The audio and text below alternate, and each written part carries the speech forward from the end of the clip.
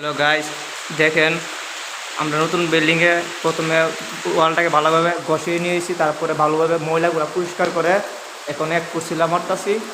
1 foot শিলা মারার পরে তারপরে এটা 2 ফুট পাট্টি দিয়ে ভালোভাবে রং হবে।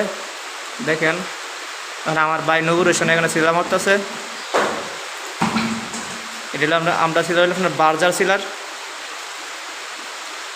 দেখেন কাজটা কেমন সবাই জানেন। হ্যাঁ, আর যারা নতুন বিল্ডিং করবেন অবশ্যই বিল্ডিং করার ঘরে ঢোকার আগে অবশ্যই সিলারটা মেরে নেবেন, তাহলে আপনার ওয়ালটার জন্য ভালো হবে, ওয়ালটা ড্যামেজ হবে না।